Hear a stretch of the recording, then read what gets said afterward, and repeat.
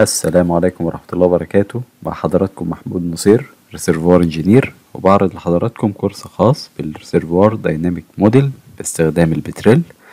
والنهاردة ان شاء الله الخطوة رقم 6 وهي الفلويد موديل.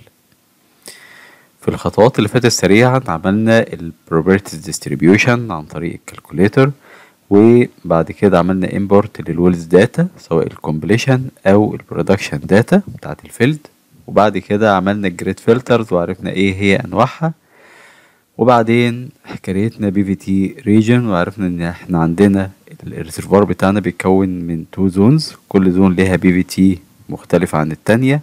وبعدين عملنا الكونتاكت سيت، عملنا الاويل ووتر كونتاكت والجاس اويل كونتاكت از ا كونتاكت، وبعدين حولناهم ل properties على اساس الفلويد تايب، وعملنا الاباف كونتاكت. طب النهاردة ان شاء الله الخطوة رقم 6 اللي احنا هنكريت الفلويد موديل. دي الخطوة رقم 6 عندنا، وهتتكون من جزئين: البي في تي داتا والانيشال كونديشن، وهنعرفهم بمشيئة الله هم عبارة عن ايه وازاي اللي احنا نكريته. فهنقول كده بسم الله الرحمن الرحيم، ونصلي على سيدنا محمد عليه افضل الصلاة والسلام، ويلا بينا نبدأ بمشيئة الله. طيب انا فتحت كده بقى الموديل بتاعنا اللي هو الارب موديل، ودلوقتي هنكريت الفلويد موديل. هندخل فوق كده على الريسيرفوار انجينيرنج، وهنيجي بقى للجزء اللي هو بتاع الفلويد موديل اللي هو ده. طيب انا عندي طريقتين اللي انا اكريت بيهم الفلويد موديل. لو انا ما عنديش داتا خالص فبدخل على الفلويد موديل هنا اهو، هقول له create new، واختار الموديل تايب بتاعي سواء كان بلاك اويل او كومبوزيشنال او ثيرمال، وبعد كده هقول له يوز بريسيتس، اما دراي جاز او لايت اويل جاز او هيفي اويل جاز او ديد اويل. فهنختار مثلا الهيفي اويل جاز.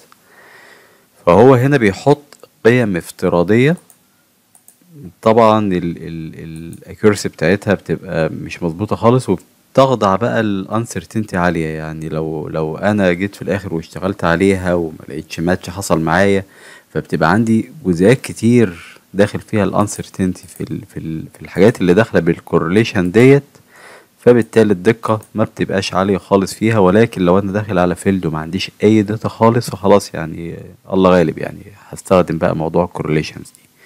طيب في الموديل بتاعنا احنا اوريدي عندنا داتا موجودة او بي في تي تيبلز موجودة، فدي هتبقى الطريقة التانية اللي انا هعمل لها امبورت على طول.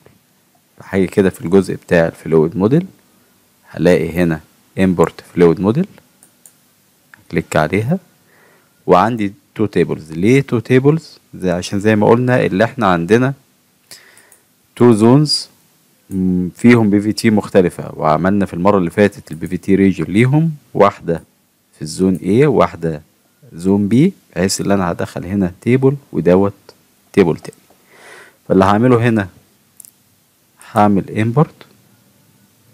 امبورت الاول واحد كده، هكليك عليه وادوس اوبن. اللي حصل ايه؟ اللي حصل دلوقتي ان في الانبوت هلاقي فيه فولدر عندي اتكون اسمه فلويدز، محطوط فيه البي في تي تيبل اللي انا دخلته. هو باي ديفولت سماه بي في تي نم 1، بمعنى انه هو بيقول لي ان دوت البي في تي نم الخاص مثلا بالزون واحد. فهو ما يعرفش دلوقتي البتريل اللي انا يعني الجزء اللي احنا عملناه بتاع البي في تي ريجن هو مش بيربطه دلوقتي بالفلويد موديل، هو بس باي ديفولت كده بيسميها بي في تي نم واحد، على اساس ده اول تيبل انا بدخله. ممكن اغير النيم ده براحتي خالص، اكليك يمين وادوس سيتنجز. تعالوا مثلا نسميها بي في تي 1، فده يبقى التيبل الاولاني اللي احنا عملنا له امبورت. البي في تي هو هيضم بقى البروبرتيز اللي هي الخاصه زي الفورميشن فوليوم فاكتور والفيسكوستي والسوليوشن جاز اويل ريشيو. وممكن اللي احنا نعرض الداتا دي عن طريق اللي انا بفتح ويندو هنا من فوق اهو، واجيب فانكشن ويندو هي دي، فهتظهر معايا كده هنا.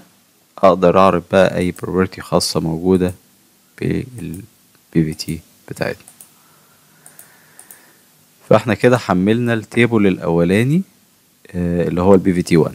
طب هنعمل ايه دلوقتي؟ هنحمل التيبل التاني اللي هو انا بقى هخصصه للزومبي. هاجي في الامبورت اقول له هات لي بقى التيبل التاني بتاعنا. وبالمناسبة احنا لو فتحنا اي تيبل كده فيهم عشان نشوفه بس كده، هو عبارة عن بيحتوي على الداتا اللي احنا قلنا عليها هنا بقى، سواء الفيسكوستي او الفورميشن فوليوم فاكتور او السوليوشن جاز ريشيو. فهنيجي في النيو 2 واقول له اوبن. هو كده حمل لي التاني، وباي ديفولت قلنا ان هو بيسميه بي في تي نم 1. هدوس كليك يمين بدوس سيتنجز وهغيرها اخليها بي في تي 2. يبقى انا عندي كده 2 بي في تي تيبلز موجودين معايا. طيب احنا كده عملنا موضوع البي في تي وقلنا ان هي البروبرتيز اللي هي الخاصة بتاعت البي في تي ديت. طيب ايه الانيشال كونديشن؟ الانيشال كونديشن هو دلوقتي الراجل انا عامل له الموديل دوت، فهو عاوز يعرف الريسيرفوار بريشر ايه، والكونتاكتس اللي انت حطيتها، والبريشر اللي انت بتقيسه ده الديتم بتاعه عند دبس كام مثلا. فبنعملها ازاي؟ عن طريق برضو الفلويد موديل.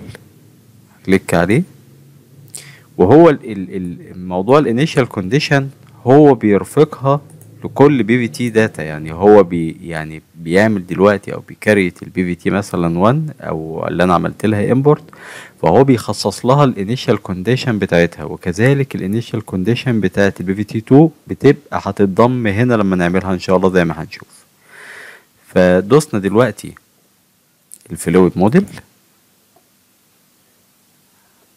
اديت انهو. انا عاوز اعمل اول حاجه خاصه بفي تي 1 اعمل لها الانيشال كونديشن بتاعتها. طيب بتبقى عندي طريقتين اللي انا اعمل الانيشال كونديشنز. اما اللي انا بدخل الداتا كده بايديا، موضوع الكونتكست وموضوع البريشر والديتم ديبس بتاعها. لو انا مثلا عامل يعني ار اف تي او ام دي تي، فاللي انا باخد الداتا بتاعتها وبدخل الداتا هنا، او اللي انا يوز كونتاكت سيت.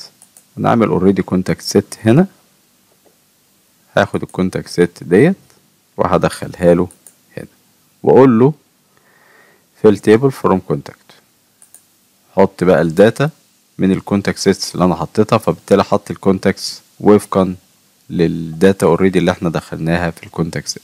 فاحنا كده عملنا الانيشال كونديشنز بتاعت البي في تي 1 واقول له اوكي.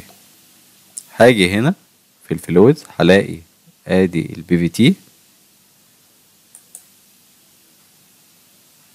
وهلاقي كونتاكت سيت دخل بقى البريشر وحط الكونتاكتس بتاعتنا. فدي الانيشال كونديشنز الخاصه بالبي في تي 1. هاجي البي في تي 2 ادي الفلويد موديل اديت بي في تي 2، هدخل على الانيشال كونديشنز نفس الكلام. اما هدخلها بايديا هنا او اللي انا هستخدم الكونتاكت سيت. واحنا هنا بس في الموديل دوت كده عشان هو موديل تجريبي او خاص بالكورس، فاحنا عاملين كونتاكت سيت واحده فهنستخدمها للتو بي في تي يعني الداتا اللي احنا دخلناها. اقول له في التيبل ابلاي اوكي.